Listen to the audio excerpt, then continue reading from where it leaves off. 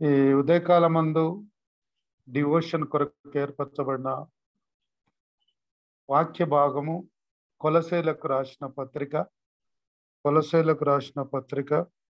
3వ అధ్యాయము మొదటి 4 వచనాలు. కొలస్సీలకు రాసిన పత్రిక 3వ అధ్యాయం మొదటి 4 వచనాలు. మీరు క్రీస్తుతో కూడా లేపబడిన వారైతే పైనున్న వాటినే వెదుకుడి. అక్కడ క్రీస్తు దేవుని కుడి పార్శ్వమున కూర్చుండి ఉన్నాడు. పైనున్న వాటి మీదనే గాని భూ సంబంధమైన వాటి మీద మనసు పెట్టుకొనకుడి. ఏలైనగా మీరు మృతి పొందితిరి, మీ జీవము క్రీస్తు కూడా దేవుని యందు దాచబడి ఉన్నది. మనకు జీవమైన క్రీస్తు ప్రత్యక్షమైనప్పుడు మీరును ఆయనతో కూడా మహిమయందు ప్రత్యక్షపరచబడుదురు. ఇది ఈ దినం కొరకు ఏర్పాటు చేయబడిన దేవుని వాక్యం. మనము పైనున్న వాటి కొరకే వెతకడం. మన ఒక టాపిక్ మనం చూస్తే పైనున్న వాటి కొరకే వెతకడము. పైనున్న వాటి కొరకు వెతకడము ఏంటి? పైనున్నది క్రైస్తవులమైన మనము అంటే ఏదో మనం పోగొట్టుకుంటున్నాము, ఏదో పోగొట్టుకున్నప్పుడు వెతుకుతాం. కానీ అసలు ఈ వెతకడం ఏంది, ఏది వెతకాలా, ఏది వెతకకూడదు అనేది కూడా ఉంది. మరి వెతికినప్పుడు ఏది వెతకాల? ఇక్కడ పౌలు అంటున్నాడు, ఈ కొలసీలకున్న ఈ ఎక్స్పీరియన్స్ని బట్టి పౌలు ఏం చెప్తున్నాడు అంటే పైనున్న వాటిని వెతకండి, పైనున్న వాటిని వెతకండి. ఏంటి ఆ పైనున్న విషయాలు ఏంటి? పైనున్న వాటి కొరకు వెతకడం అంటే ఆ పైనున్న విషయాలు ఏంటి? ఒకటి మనము రియలైజ్ కావాల్సింది ఏంటంటే, మనము ఎప్పుడైతే యేసుక్రీస్తునందు మనం విశ్వాసం ఉంచుతున్నామో, మనం క్రీస్తునందు బాప్తిసం పొందడం ఉద్దేశం ఏంటంటే ఆయన ఎందు బాప్తిసం పొందినప్పుడు ఆయన వలె పాతి పెట్టబడి ఆయన వలె తిరిగి లేచి జీవం పొందిన వారు. కాబట్టి ఆ జీవం మనం జీవించాలనేది పైనున్న వాటి కొరకు వెతకడం. పైనున్న వాటి కొరకు వెతకడం చాలా మంది ప్రతి వాళ్ళు ఇప్పుడున్న పరిస్థితుల్లో ప్రజెంట్ సినారియో ఏంటి అంటే ఇన్వెస్ట్మెంట్. డబ్బులు చాలా మంది దగ్గర చాలా డబ్బు ఉంది, ఎక్కడ ఇన్వెస్ట్ చేయాలా అంటే 2 ఇండ్లు ఉన్నా కూడా 3వ ఇల్లు కొరకు 3వ ప్లాట్ కొరకు ఇన్వెస్ట్ చేస్తా ఉన్నారు. ఏంటంటే ఇన్వెస్ట్మెంట్ అంటే ఫ్యూచర్, పిల్లల కొరకు, చిన్న పిల్లల కొరకు, మనవరాలు ముందు మనవరాల కొరకు, ఇట్లా అంటే వాళ్ళ చూపంతా భూమి మీదనే. ఒకవేళ నన్ను ఆలోచన చేసుకుంటే నా తండ్రి సంపాదించింది నేను ఏది అనుభవించలేదు. ఏదైతే నేను అనుభవిస్తున్నానో నాకు దేవుడు అనుగ్రహించింది నా జీవితంలో నేను అనుభవిస్తున్నా. తండ్రి ఆస్తులు ఎక్కడ అనుభవించడం లేదు. కొన్నిసార్లు మనుషులు ఏమనుకుంటున్నారు, ఇప్పుడైతే ఒక తరం కాదు, కొడుకులు, పిల్లలు, మనవరాళ్ళు, ముని మనవరాళ్ళ కొరకు ఇన్వెస్ట్ చేస్తా ఉన్నారు. ఏంది అంటే ఇంకా వాళ్ళకి ఫ్యూచర్ సపోర్ట్. కానీ ఇక్కడ క్రైస్తవులమైన మనము మన ఇన్వెస్ట్మెంట్, మన ముందు చూపు దేని కొరకు ఉండాలంటే పైనున్న వాటి కొరకు. క్రీస్తు జీవితంలో మనం జతపరచబడిన వారం అంటున్నాము. క్రీస్తు మన యందు, మనం ఆయన యందు మనము జతపరచబడిన వారు. ఈ లోకము ఎంత అశాశ్వతమైందో మనకు తెలుసు. ఈ లోకం ఎంత అన్సర్టైన్. నా జీవితంలో నేను ఫిబ్రవరి 20లో అనుభవించిన ఒక పరిస్థితిలో ఏది జరగకుండానే ప్రాణం పోవాల్సి వచ్చింది. Sudden cardiac arrest. కానీ అది అంటే ఎలాంటి గాలిబుడగ లాంటి జీవితం. నేను 6 మంత్స్ కింద అంటే అక్కడ గౌతమాల్లో ప్రయాణం చేస్తున్నప్పుడు కొంచెం ఈ ప్రాబ్లం ఉంది, హార్ట్ ప్రాబ్లం ఉందని తెలిసినప్పుడు నేను అనుకున్నా, అంటే నేను సిద్ధపడి ఉన్నానా? నేను పైనున్న వాటి కొరకు ఎప్పుడు సిద్ధపడి ఉంటున్నానా? నేను ఇక్కడి నుంచి వెళ్ళిపోతే ఎక్కడికి వెళ్తా? నా నా ఆహ్, నా అంటే నా ముగింపు ఎక్కడ జరుగుతుంది? ఈ లోకంలో నా జీవితం ఏ రీతిగా ఉంది? దేవునికి ఇష్టడుగా ఉన్ననా లేదా? ఒకవేళ నేను ఈ బయటి దేశాలలోనే చనిపోతే, ఏమైనా అయిపోతే నేను ఎక్కడికి వెళ్తున్నా అని ఎప్పటికప్పుడు ప్రతి సమయంలో మారు మనసు పొంది మనసులో మార్చుకొని ఆలోచనలన్నీ పైనున్న వాటి కొరకే, క్రీస్తుతో జీవితం గడపాల. నేను క్రీస్తును నమ్మింది క్రీస్తుతో జీవించడానికి, లేకపోతే ఈ లోకం ఇచ్చినప్పుడు క్రీస్తు ఎక్కడున్నాడో అక్కడికి వెళ్ళడానికి. అది మన గురి. మన గురి అంటే నా గురి అది. అదే అనుకొని నేను ఎప్పుడు ఆలోచన చేసుకుంటా. మరి వచ్చిన షెడ్యూల్ టైం వరకు వెయిట్ చేసి ఇక్కడికి వచ్చిన తర్వాత ఈ పరిస్థితి చూసిన తర్వాత కూడా అటువంటి గడియ రానే వచ్చింది. కానీ ఆయన దేవుడు తప్పించిండు, మన అందరికీ తెలుసు. కానీ ఈ ఉదయకాలమందు ప్రతి క్రీస్తునందు దేవుని బిడ్డలు, దేవుని దాసులకు మరొకసారి నేను జ్ఞాపకం చేయడం ఏంటంటే, పౌలు ఈ యొక్క కొలొస్సైలో ఇది గమనించండి. కొలొస్సై సంఘస్థులు ఈ లోకంలో ఉన్నదానికంటే పైనున్న వాటి కొరకే వాళ్ళు కనిపెట్టుకోవడం. పైనున్న వాటి కొరకు, పైనున్న ఏంటి పైనున్నది? పైనున్నది అనంటే దేవుని మాటలు, దేవుని ఆలోచనలు, ఆయన ఇష్టానుసారంగా నడవడం, ఆయన ఇష్టానుసారంగా ఆయన ఆజ్ఞలలో మనం నిన్న బ్రదర్ పాల్ చెప్పింది 10 ఆజ్ఞలు. ఆజ్ఞలను అనుసరించి నడవడం, ఆయన మాటలు వినడం. మనం అనేక విషయాలను గురించి మనం ప్రార్థిస్తుంటున్నామే, కానీ ఆయన ఈ దేవుని వాక్యంలో మనకి ఏం సూచిస్తున్నది?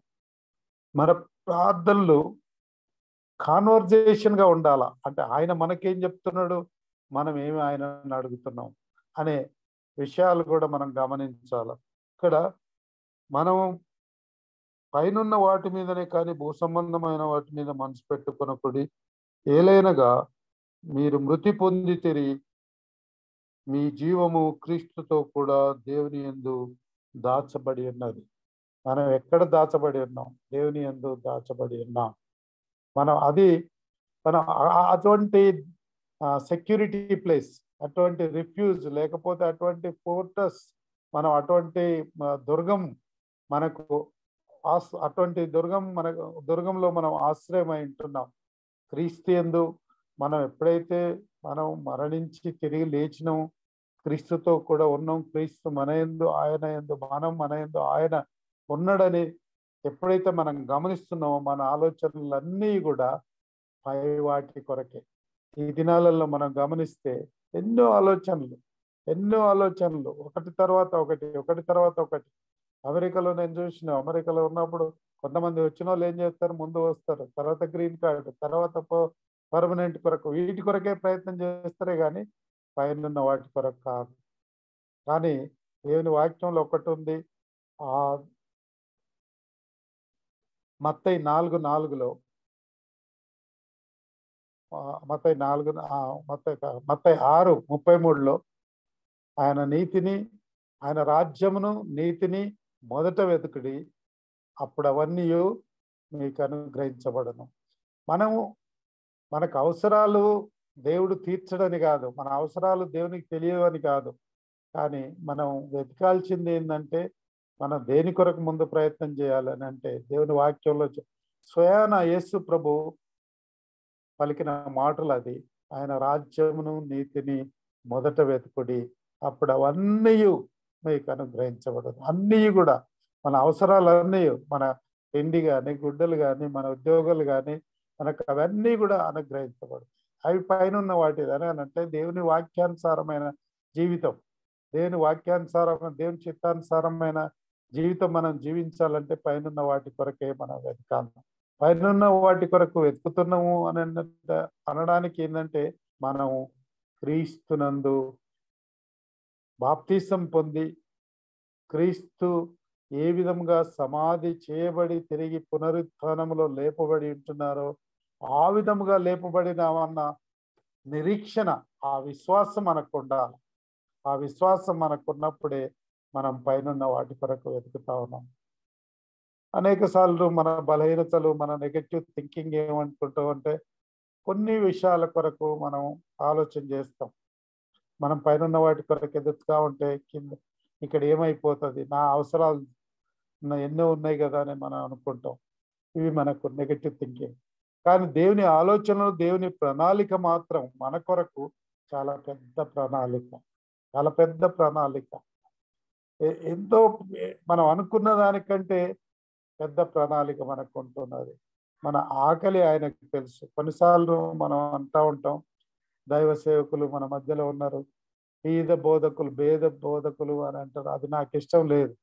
దైవజనులు దేవాది దేవునికి పరిచర్య చేస్తున్నప్పుడు, దేవాది దేవునికి ఒక దాసులుగా ఉన్నప్పుడు, ఆర్థికంగా ఆర్థికంగా గట్టిగా ఉన్నప్పుడే కాదు, దేవుని సేవకులైనప్పుడు దేవుడు వారి ద్వారా సేవ చేయించుకున్నప్పుడు, దేవుని కొరకు మనం పనిచేస్తున్నప్పుడు, లేకపోతే దేవుని చిత్తం కొరకు, దేవుని ఆజ్ఞల అనుసరించి దేవుని రాజ్య విస్తీర్ణ కొరకు మనం చేస్తున్న పనిని బట్టి దేవుడు తప్పకుండా మనకు కావలసినవన్నీ అనుగ్రహిస్తాడు. అది నేను అనుభవంతో చెప్తాను. ఏదో మాటలు చెప్పడం కాదు. ఎప్పుడు మనం కొన్నిసార్లు ఒక 40 ఏండ్ల కింద నేను ఒకసారి ఆలోచన చేసి, పండిత రామాయి ముక్తి మిషన్లో నేను పనిచేస్తున్నప్పుడు అందరూ ఒక పెద్ద ప్రణాళిక పెట్టిండ్రు. మనం ఇది కొన్ని గవర్నమెంట్ పరిస్థితులు ఇలాగున్నాయి, ఈ ఫండ్స్ బంద్ అయితే ఏమైతాయి, ఆ ఫండ్స్ బంద్ అయితే ఏమైతాయి, ఈ దేశాల నుంచి డబ్బు బంద్ చేస్తే ఏం చేస్తారు అని అన్నప్పుడు నేను ఒకటే మాట చెప్పిన. ఒకటే మాట ఏందంటే, దేవుడు ఏది దొరకనప్పుడు ఇశ్రాయేలీలకు పైనుండి డైరెక్ట్‌గా మన్నానే పంపించిండు. ఎందుకంటే దేవుడు మనల్ని ఎవరెప్పుడైతే ఏర్పరచుకున్నాడో, దేవుడు ఇశ్రాయేలీయులను అడగముందే వాళ్ళను విముక్తి చేసిండు. వాళ్ళకు నాయకుడిని ఏర్పరిచిండు. వాళ్ళకు ప్రయాణ సౌకర్యాలు ఏర్పరిచేసిండు. కానీ వారి బలహీనత, వారి నిరీక్షణ లేకుండా, వారి విశ్వాసం లేకుండా ఉన్నారు కాబట్టి చేరవలసిన పాలస్తీనా దేశంలో వాళ్ళు చేరలేకపోయారు. క్రీస్తునందు దేవుని బిడ్డలారా, మనం కూడా అనేక సార్లు మన బలహీనతలు చూడండి, మనకు ఒక పెద్ద లెసన్. ఇశ్రాయేలు ఐగుప్తు నుండి విడిపించబడి మరి అంత 40 సంవత్సరాలు దాని పక్కనే దేశం, ఒక 10-12 రోజుల్లో అక్కడ చేరొచ్చు దేశం. కానీ 40 సంవత్సరాలు వాళ్ళని అరణ్యంలో ఉంచిండు. అరణ్యంలో ఆయన విడిపించి తీసుకెళ్తున్నాడు కాబట్టి ఆయనే కావలసిన భోజనం, ఆయనే ఎక్కడ నీళ్లు లేకపోతే బండ నుండి నీళ్లు బండను కొట్టినప్పుడు మోషే నీళ్లు బయటకు వచ్చినాయి. అది అన్యూజువల్.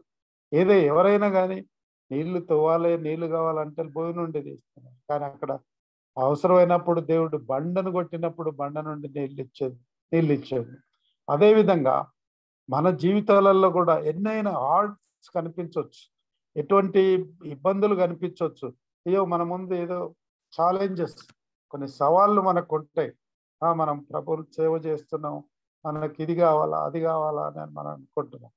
కానీ మనము కొన్ని ప్రిన్సిపల్స్, కొన్ని టిప్స్ అంటారు. ఒక చెస్ ఆడేటప్పుడు కొన్ని టిప్స్ నేర్పిస్తారు, అవతలోడు ఏం చేస్తే మనం ఏం చేయాలని.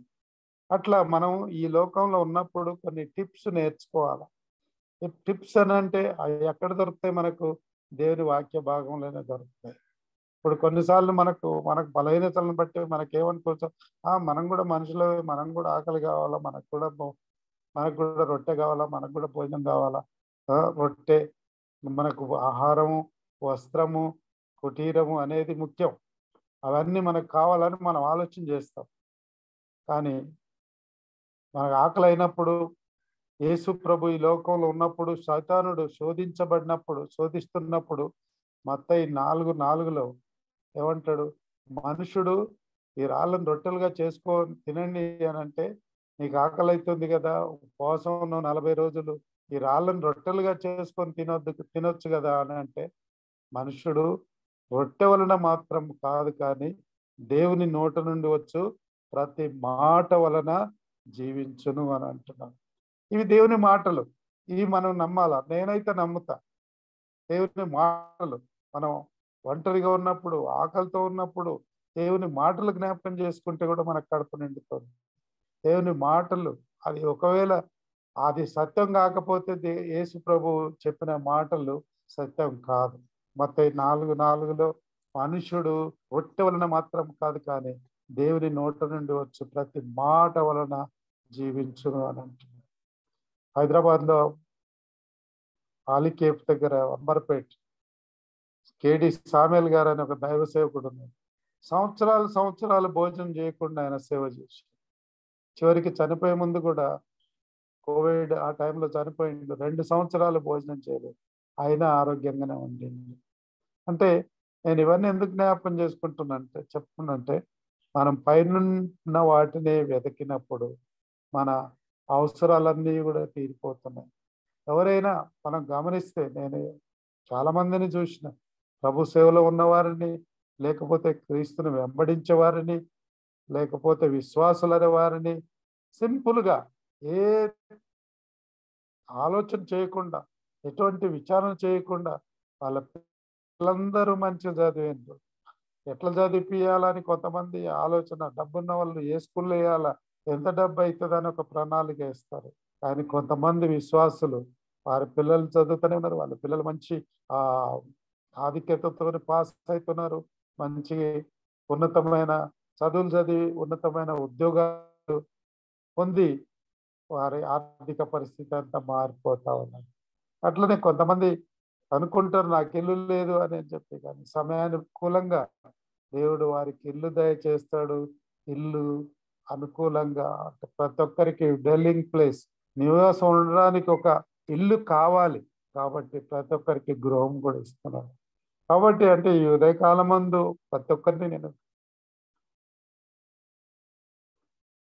హెచ్చరించేది లేకపోతే ప్రోత్సాహపరిచేది ఏంటంటే, మనం ఇప్పుడున్న పరిస్థితిలో, ప్రస్తుత పరిస్థితిలో దినాలు ఆఖరి అని మనకు తెలుస్తున్నది.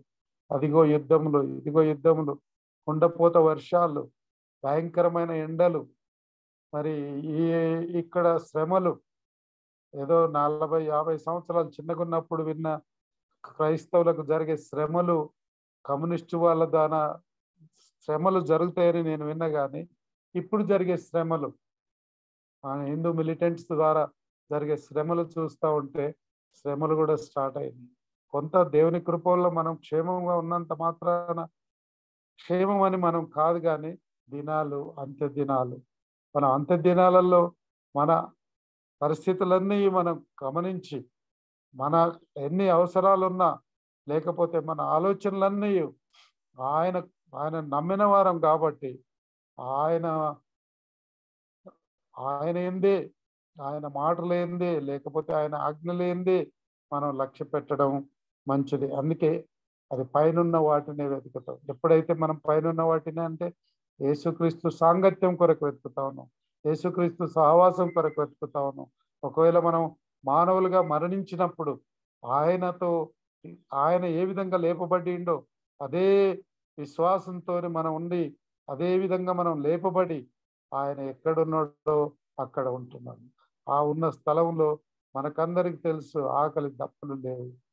అది శరీరం మన మానవ శరీరమును తీసివేసి ఈ మాంస శరీరం పోయి మహిమ శరీరంతో ఆయనతో ఉంటున్నాము.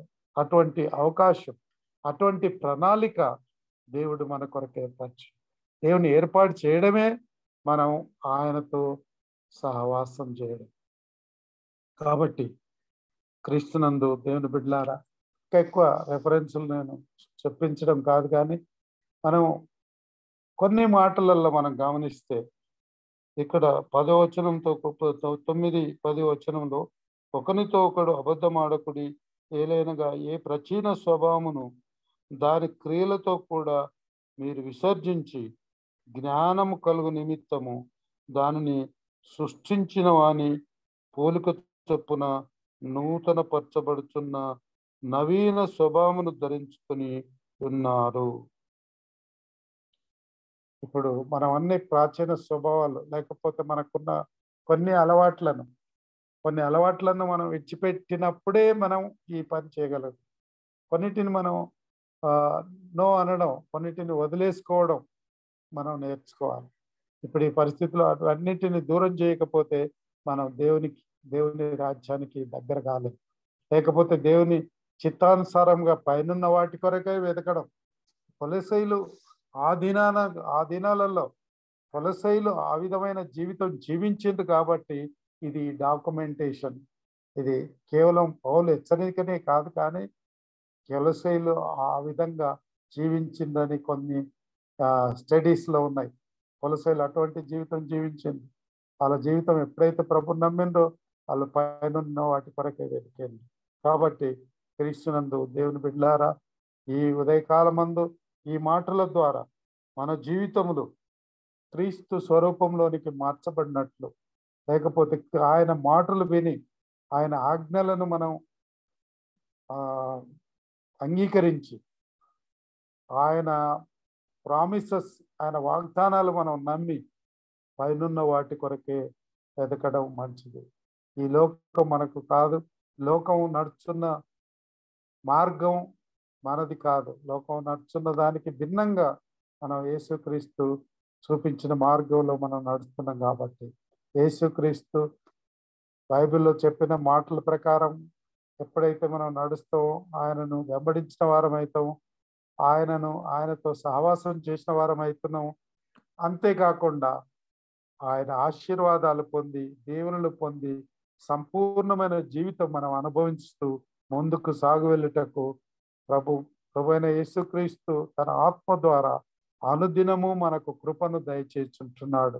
ఇక ముందు కూడా దయచేస్తాడు. కాబట్టి పైనున్న వాటి కొరకే వెతకడము మనం నేర్చుకోవాలి. పరిశుద్ధాత్మ దేవుడు మనందరికీ ఈ కృప అనుగ్రహించి మనం ఆయన మాటల ప్రకారము పైనున్న వాటి కొరకు వెతికి ఆయన స్వరూపంలో మార్చబడటకు మనం అందరం ప్రయత్నం చేద్దాం. పరిశుద్ధాత్మ దేవుడు మనందరికీ సహాయం చేసి ఆశీర్వదించి నడిపించునుగాక. ఆమేన్. Thank you.